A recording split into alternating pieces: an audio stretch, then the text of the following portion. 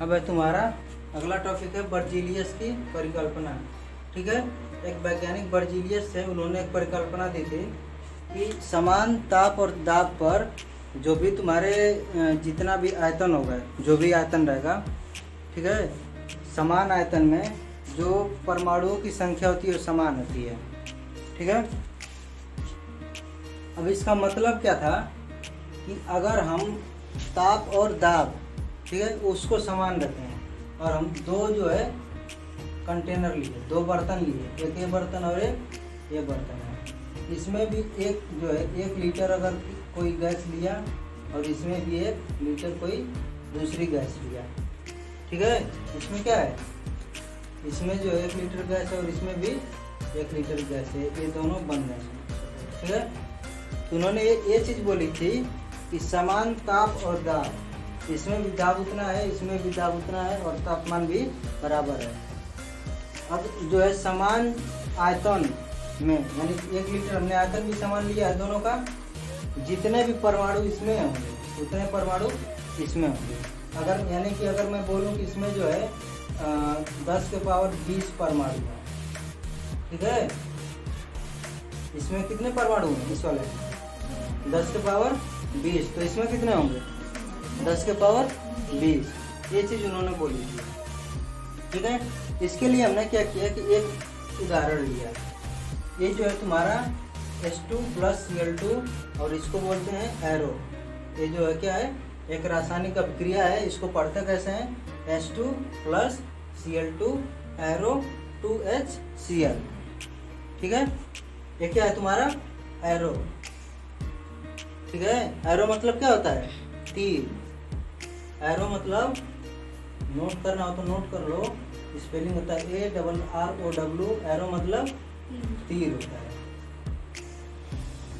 ठीक है, इसलिए हम इसको पढ़ते हैं H2 + Cl2 एरो 2HCl। अब और देखो इसके बारे में, एक कितना जो है, ये क्या है, परमाणु है या फिर अणु है, ये क्या है, ये क्या है, ये क्या है, ये भी अणु है, ये भी अणु है, क्योंकि ये हाइड्रोजन के परमाणु से मिलकर के बना है, क्लोरीन के परमाणु से मिलकर के बना है। ये क्या है, ये भी अणु है। ठीक है, कैसे बना है, हाइड्रोजन और क्लोरीन के परमाणु से मिलकर के। अब कितने कितने जो है मात्रा देखो, यहाँ पर क्या है, अगर यहाँ पर मैं बात करूँ, यहाँ पर एक आयतन, एक आयतन का मतलब क्या है, यहाँ पर तुम ये जो आयतन लिखा है एक इकाई की तरह से यूज किया गया है, मात्रक की तरह से। जैसे तुम लिख सकते हैं यहाँ पर 1 ml, 1 लीटर, ठीक है, जो भी तुम्हारा आयतन का मात्रक होता है इसकी जगह पर तुम लिख करके इसको लिख सकते हो, 1 लीटर, 1 ml, जो भी रहेगा तुम्हारा। ऐसे यहाँ पर आयतन मतलब वही है। ठीक, आयतन मतलब कुछ और मत समझना कि ये पता नहीं क्या चीज़ है, आयतन का मतलब वही है कि यहाँ पर 1 लीटर होगा या फिर 1 मिलीलीटर होगा, जो कुछ रहेगा ऐसे यहाँ पर है। तो अब ऐसे अगर देखा जाए तो यहाँ पर जो तुम्हारा लिखा होता है, यहाँ पर क्या है, एक छिपा हुआ है। ठीक है, यहाँ पर एक छिपा हुआ है, तो इसलिए इसको क्या लिखा है, एक आयतन ए है, एक आयतन ए है। और यहाँ पर क्या है, जब एक आयतन ए मिल रहा है, एक आयतन ए मिल रहा है, तो कितना मिल रहा है, 2 आयतन मिल रहा है। ठीक है, यानी कि अगर ये 1 लीटर होगा, ये भी 1 लीटर होगा, तो दोनों जब रिएक्ट करेंगे, जब दोनों की रासायनिक अभिक्रिया होगी, तो क्या मिलेगा, जो HCl मिलेगा, हाइड्रोक्लोरिक अम्ल मिलेगा, जो वो कितना मिलेगा, 2 लीटर मिलेगा। ठीक, अब देखो अगर मैं बात करूं कि इसमें कितने परमाणु हैं, इसमें जो है तुम्हारे N परमाणु हैं। कितने परमाणु हैं, N, H2 में। Cl2 में भी तब कितने होंगे, इसमें N है तो इसमें भी N परमाणु हैं, क्योंकि एक आयतन है, एक आयतन है।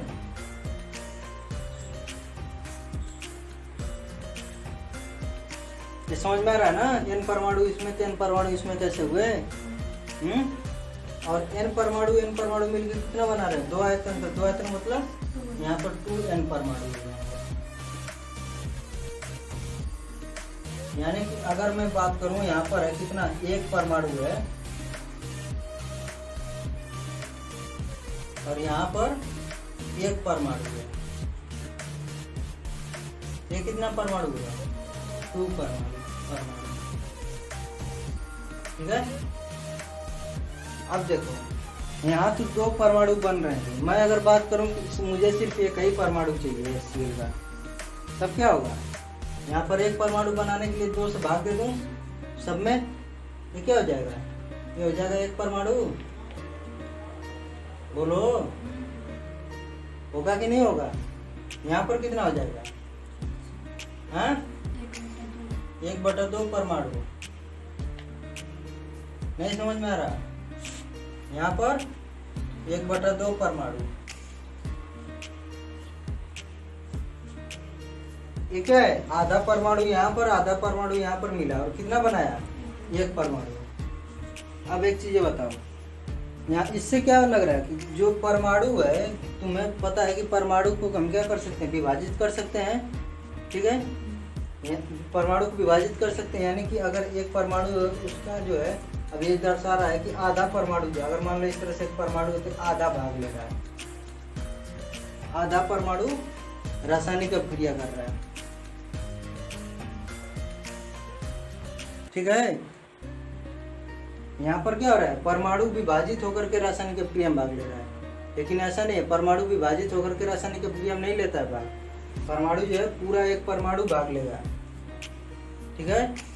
तो जो हमारी एक सिद्धांत हमारा है, जो वो वाला थोड़ा सा यहाँ पर उसको जो वायलेट करता है, मतलब कि उसके विरुद्ध जा रहा है, हम परमाणु को भी विभाजित करके इसको रासायनिक अभिक्रिया में भाग करा रहे हैं। समझ में आ रहा है कुछ, आधा परमाणु का मतलब क्या हुआ कि परमाणु को विभाजित करके हम रासायनिक अभिक्रिया में भाग करा रहे हैं उसका, ठीक है।